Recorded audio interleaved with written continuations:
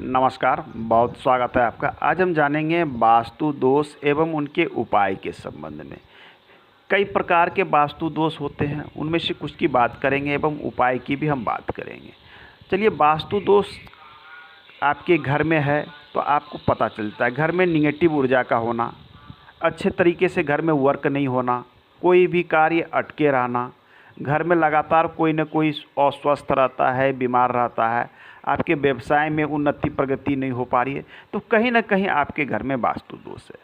आज के अंक में हम बात करेंगे मुख्य द्वार वास्तु के संबंध में कि मुख्य द्वार वास्तु कब और किस प्रकार से उत्पन्न होता है। हो सकता है कि आपका पूर्व मुखी घर हो, उत्तर मुखी हो, या कोई भी हो, दक्षिण मुखी हो, पश्चिम मुखी हो, किसी भी मुख का यदि घर है, घबराने की आवश्यकता नहीं है।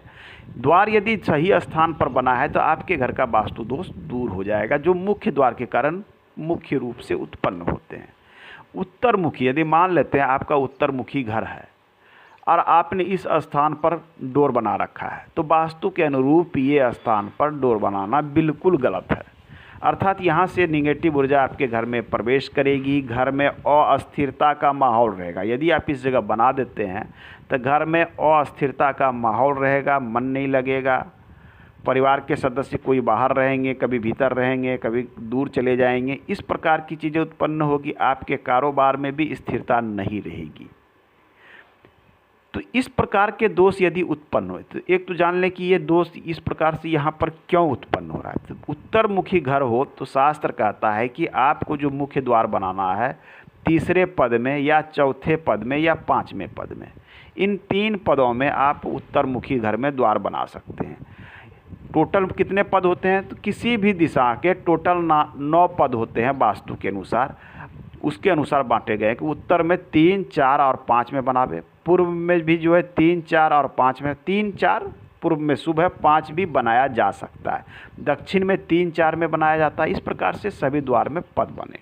इसके अलावा आप कहीं पर भी द्वार बना देते हैं तो द्वार में वास्तु दोष उत्पन्न हो जाता है। तो चलिए मैं बात करूं कि वास्तु दोष को अब दूर कैसे किया जा सकता है। यहाँ बना लिया, वास्तु दोष उत्पन्न हो गया। आपने यहाँ पर यदि डोर दे दिया पूर्व दिशा में तो भी वास्तु दोष उत्पन्न हो गया। तो आपको दूर किस प्रकार से करना, ये तो एक कारण हुए। दूसरा कारण होता है कि आपने जो डोर बना रखा है वो डोर सही प्रकार से खुलता नहीं है, सही प्रकार से डोर लगता नहीं है, तो इससे भी वास्तु दोष उत्पन्न होता है। डोर आपके टूटे फूटे हैं, आप इसको प्रॉपर ढंग से रिपेयर नहीं करते हैं, कलर नहीं करते हैं, ये भी वास्तु दोष होता है।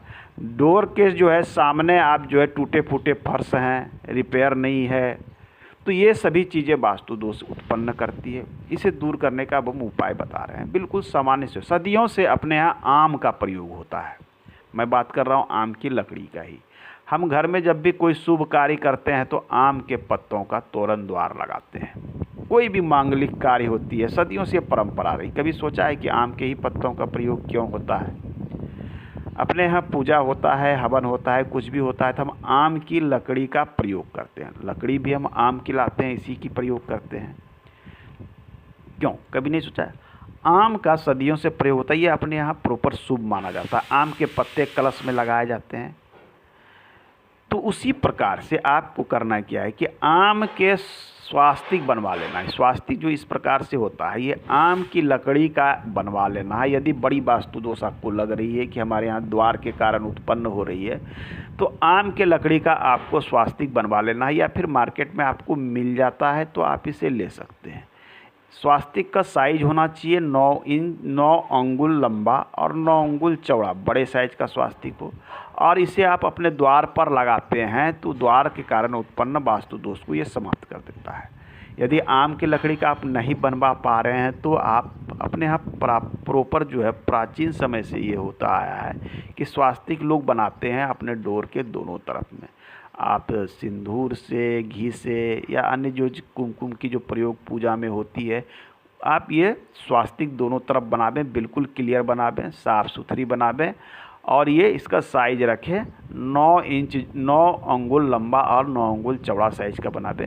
ये क्या करेगा, आपके डोर के कारण जो वास्तु दोष उत्पन्न हो रहा है उसे समाप्त करेगा। परंतु यदि आप लकड़ी का प्रयोग कर लेते हैं आम का, तो ये अधिक जो है इफ़ेक्टिव होता है।